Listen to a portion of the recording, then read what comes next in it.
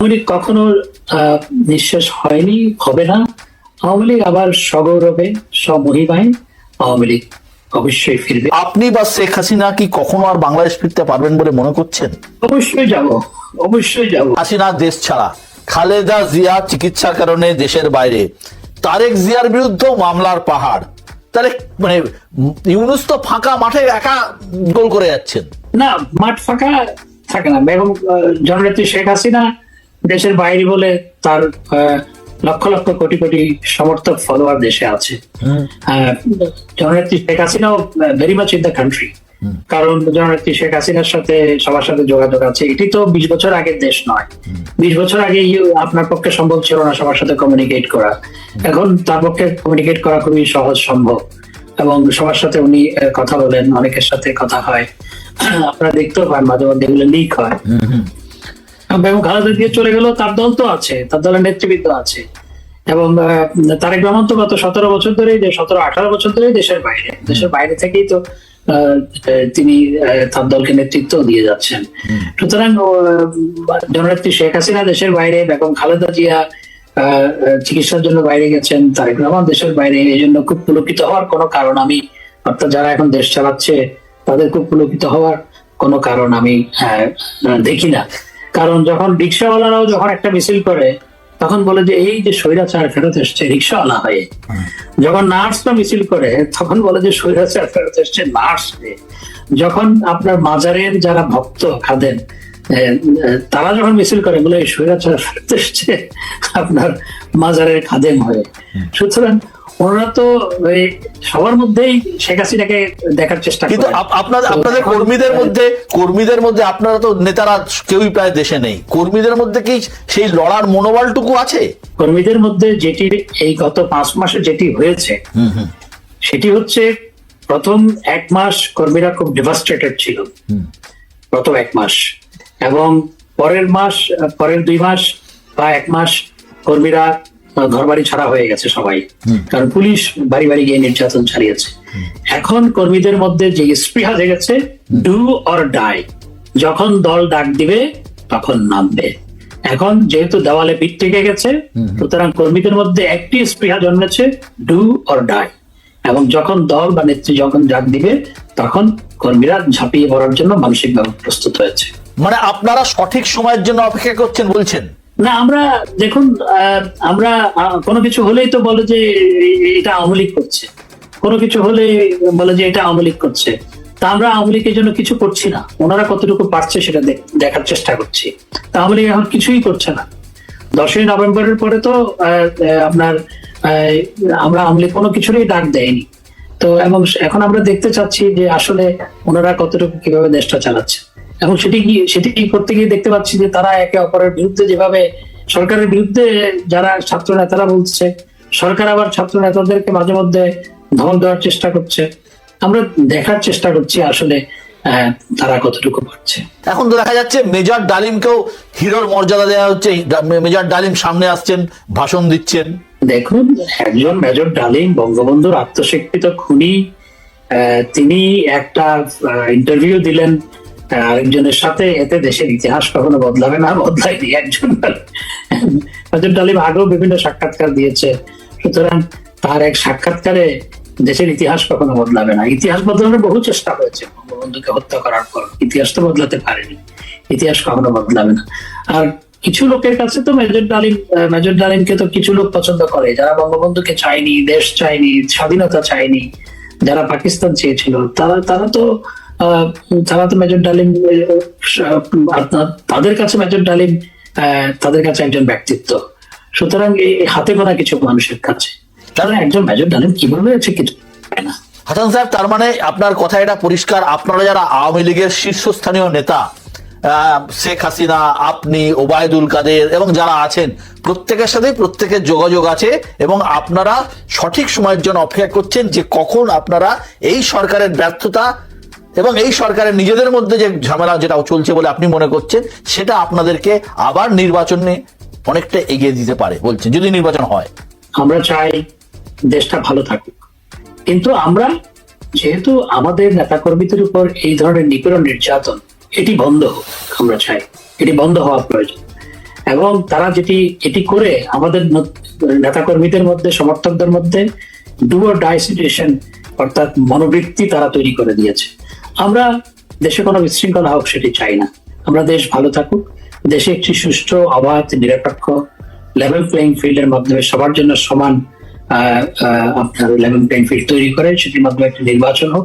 সেই নির্বাচনে যারাই সরকার গঠন করবে, সেটি যেই দলেই হোক, আমরা সেটিকে স্বাগত জানাই। আমরা চাই দেশ ভালো থাকুক। এবং আমি যেটি মনে করি দেশে politics of denial, politics of confrontation, politics of hatred বাংলাদেশে প্রচুর হয়েছে।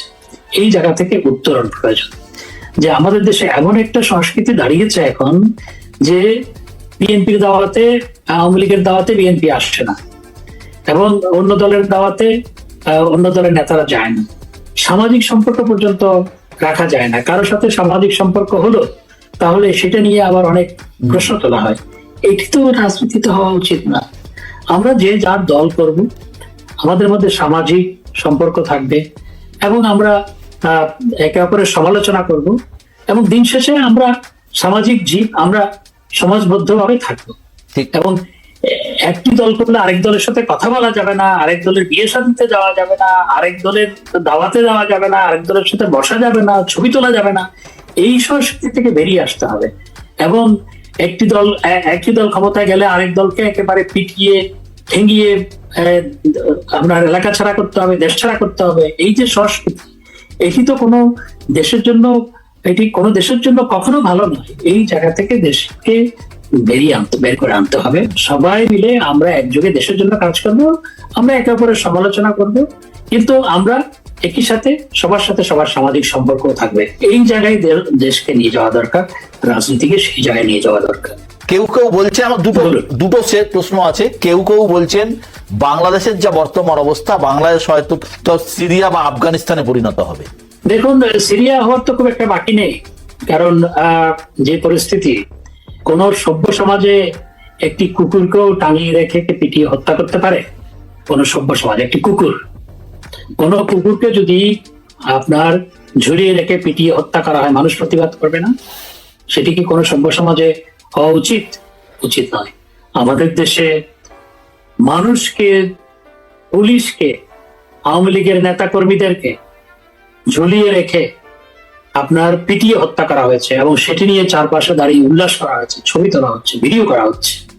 তো এটা সিরিয়া হতে তো খুব একটা বাকি নেই। এবং আমি জানি না আফগানিস্তানেও এইভাবে মানুষ পিটিয়ে, তালেবানরা কোনো ক্ষেত্রে করেছিল, সেখান থেকে সেই ধারণাটা নেওয়া হয়েছে অনেকে বলছে। তো এটি হতে তো খুব একটা বাকি নেই আসলে। এবং বাংলাদেশ এখন মবের মূল্য, মব জাস্টিস, একটা আপনার মিছিল গেল, জমুককে পদত্যাগ করতে হবে, উনি পদত্যাগ করতে বাধ্য হলেন। হেডমাস্টারকে পদত্যাগ করতে হবে, যেই হেডমাস্টার পিতৃতুল্য পূজনীয়, সেই হেডমাস্টারকে ঘেরাও করে ছাত্ররা শুধু অপদস্থ করেছে তা নয়, তাকে শারীরিক নির্যাতন করা হচ্ছে, তিনি পদত্যাগ করছেন। কলেজের প্রিন্সিপাল, এগুলো তো কোনো সভ্য দেশে হয় না। এগুলো সিরিয়াতেও হচ্ছে কিনা আমি জানি না, কারণ সিরিয়া সম্পর্কে যেটুকু খবর পাই সেটুকু পাই, বাকিটা জানি না। আমাদের দেশে যেটি হয়েছে বা হচ্ছে, যে এটা হতে তো খুব বেশি বাকি। আমার শেষ প্রশ্ন, দুঃখজনক, রাজনীতিতে কোনো কিছুই অসম্ভব নয়। বাংলাদেশকে বাঁচাতে ভবিষ্যতে কোনোভাবে, আমি হয়তো অবাস্তব প্রশ্ন করছি, আওয়ামী লীগ আর বিএনপি কি এক হলেও হতে পারে? দেখুন, দেশের গণতন্ত্রের জন্য, দেশের উন্নয়ন অগ্রগতির জন্য আমি আগেও বলেছি যে আমরা যে কোনো রাজনৈতিক দলের সাথে কাজ করতে, গণতান্ত্রিক রাজনৈতিক দলের সাথে আমরা কাজ করতে আমাদের কোনো দ্বিধা নেই। সেটি যদি বিএনপিও হয়, দেশের উন্নয়ন অগ্রগতি, গণতন্ত্রের মুক্তি, গণতন্ত্র পুনঃপ্রতিষ্ঠার জন্য যে কোনো রাজনৈতিক দল, গণতান্ত্রিক রাজনৈতিক দল, সেটি বিএনপি হলো, তাদের সাথে কাজ করতে আমাদের কোনো দ্বিধা নেই। জামাত, দেখুন, জামাত ইসলামী দেশের স্বাধীনতাটা চায়নি, এবং জামাত ইসলাম এখনো স্বাধীনতা যুদ্ধের সময় তাদের ভূমিকা নিয়ে তাদের অনুশোচনা তারা প্রকাশ করেনি। কি হবে আওয়ামী লীগের ভবিষ্যৎ?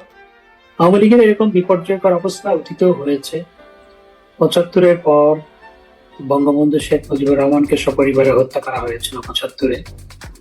এবং এর পরের যে ফ্রন্ট র্যাঙ্কিং লিডার ছিল, জাতীয় 4 নেতাকে হত্যা করা হয়েছিল, সমস্ত নেতাদেরকে, অনেক কর্মীদেরকে গ্রেপ্তার করা হয়েছিল, হাজার হাজার নেতাকর্মী ভারতে পালিয়ে গিয়েছিল তখন।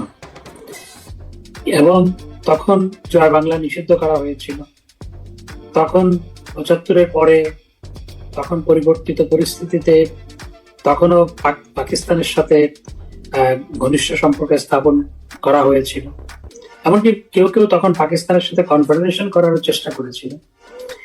এবং সেই বিপর্যয়কর পরিস্থিতি থেকে তখন বঙ্গবন্ধুর নাম নেওয়া যেত না, মুক্তিযোদ্ধারা পরিচয় দিতে সহজে পরিচয় দিতে পারত না, আজকের যে পরিস্থিতি।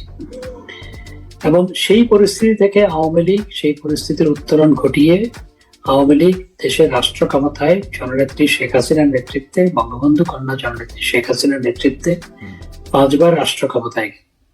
আপনার কাছে আমার প্রথম প্রশ্ন, দুদেশের ভাগ্য জন্মলগ্ন থেকে একই সূত্রে বাঁধা। শুধু জাতীয় সঙ্গীত নয়, আমাদের জীবন জীবিকা, বিশেষ করে আমাদের পশ্চিম বাংলার সাথে বহু কিছুই পরস্পরের সঙ্গে যুক্ত, সম্পৃক্ত। আপনার কি মনে হয় দুই দেশের সম্পর্ক এখন ঠিকঠাক পথে এগোচ্ছে? আমার তো তাই মনে হচ্ছে। আমার মনে হয় যে আমাদের সম্পর্ক আরো উন্নতি হবে। এবং আপনি জানেন আমরা ইন্ডিয়া এবং বাংলাদেশ অনেকগুলো রিভার আমরা একত্রে শেয়ার করি। তো সেই জন্য আমরা চাই যে ইন্ডিয়ার সাথে আমাদের সম্পর্ক আরো মজবুত হোক এবং এটা আরো উত্তরোত্তর বৃদ্ধি পাক। বিশেষ করে পশ্চিম বাংলা, যে আমরা যে রাজ্যে বসবাস করি, আমরা একই ভাষায় কথা বলি, আমাদের পোশাক, আমাদের খাওয়া দাওয়া, আমাদের সমস্ত কিছুই প্রায় এক। সেই জায়গায় এই আমাদের সাথেও তো আপনাদের একটা বিশেষ সম্পর্ক রয়েছে। অবশ্যই আমরা পশ্চিমবঙ্গের রাইটারদের লেখা, মানে কতজনের যে লেখা পড়েছি, যে শীর্ষেন্দু বলেন, সুনীল বলেন, বুদ্ধদেব গুহ বলেন, আপনি শ্যামল গঙ্গোপাধ্যায় বলেন, আমার ওনার খুব, এই যে উনি হাট বাজার নিয়ে একটা লেখা লিখেছেন, ওইটা আমার খুব প্রিয়। আমি নিজে বাংলাদেশের হাট বাজারে ঘুরে বেরিয়েছি অনেক। আমার মনে হয় যে ওনার মতো একটা লেখা আমিও বুঝিয়ে লিখতে পারবো। আমার পরের প্রশ্ন, সীমান্তে বিজেপি বিএসএফ এর কাজে বাধা দিচ্ছে, সীমান্তরক্ষী বাহিনী যখন কাঁটাতারে বেড়া দেওয়ার চেষ্টা করছে, তাতে কোনো আপত্তি আছে বা আপত্তি কিসের? ফ্ল্যাগ মিটিংও হয়েছে গতকাল। এগুলো দেখেন, এই পুরো বাংলাদেশ আর ইন্ডিয়ার মধ্যে তো প্রায় 4,500 কিলোমিটার জুড়ে বর্ডার।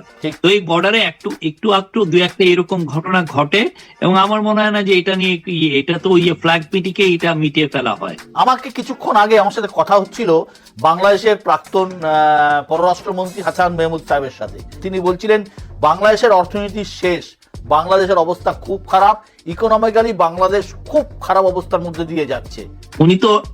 উনি যখন তথ্যমন্ত্রী ছিলেন তখন তাকে সবাই বলতো মিনিস্টার অফ ডিসইনফরমেশন। উনি জোর জার করে লবিং করে ফরেন মিনিস্টারও হয়েছিলেন। অথচ উনি মানে দেখা যেত যে ফরেন মিনিস্ট্রির কাজ বাদ দিয়ে পলিটিক্যাল কথাবার্তা বলতেন। তো ওনার কথা আর ওনার নামে যে সমস্ত করাপশনের অভিযোগ আছে, এটা নিয়ে আপনাদের ওনাকে জিজ্ঞেস করা উচিত ছিল। আমি যেটা বলতে পারি আপনাকে ডেটটা দেখিয়ে, যে বাংলাদেশের আপনি এক্সপোর্টের কথা ধরেন, এক্সপোর্ট বাংলাদেশের একটা বড় ফ্যাক্টর, যে আমার ইকোনমি কেমন চলছে সেটার একটা বেঞ্চমার্ক। এক্সপোর্ট আমাদেরকে বলছে যে সেপ্টেম্বরে আমাদের এক্সপোর্ট হয়েছে 7%, অক্টোবরে এটা 21%, 21 না প্রায় 22%, নভেম্বরে 16%, এই ডিসেম্বরে 18% গ্রোথ হয়েছে। তো একটা ভঙ্গুর ইকোনমিতে এরকম হওয়ার কথা নাকি? আর আপনি যদি ফরেন ট্রেডের কথা বলেন, চিটাগাং পোর্ট হচ্ছে আমাদের পুরো ফরেন ট্রেডের 95% তারা হ্যান্ডেল করে। তো 95, ওইটাও দেখা যাচ্ছে যে কন্টেনার আমাদের এক্সপোর্ট ইম্পোর্ট বেড়েছে, হ্যান্ডলিং বেড়েছে 7.5%-এর মতো। আমাদের রিজার্ভ বাড়ছে প্রতিনিয়ত। আমাদের টাকা, যেটা ওনাদের আমলে ক্রমান্বয়ে ডিভ্যালুয়েশন হচ্ছিল, টাকা একটা স্টেবল জায়গায় আছে। ম্যাক্রো ইকোনমিক স্টেবিলিটি আমাদের ফিরে আসছে, ব্যাংকিং সেক্টরে হেলথ একটা ফিরে এসছে। এবং আপনি যদি IMF, ওয়ার্ল্ড ব্যাংকের রিপোর্ট গুলো পড়েন, আপনি আরো ইন্ডিকেশন গুলো পাবেন। এই আজকেও একটা, আমি অস্ট্রেলিয়ান গভর্নমেন্টের সাথে কাজ করতেন, IMF এখন আছেন, উনি একটা তার সাবস্ট্যাকে দিয়েছেন যে বাংলাদেশ ইকোনমি হ্যাজ বাউন্সড ব্যাক।